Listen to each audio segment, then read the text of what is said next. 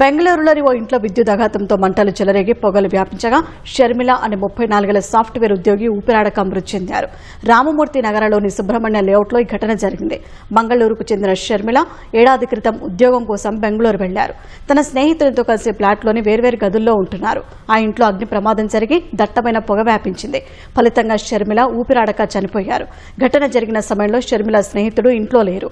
స్థానికుల ఫిర్యాదులతో ఘటనా స్థలానికి వచ్చిన పోలీసులు షర్మిల మృతదేహాన్ని బయటకు తీశారు.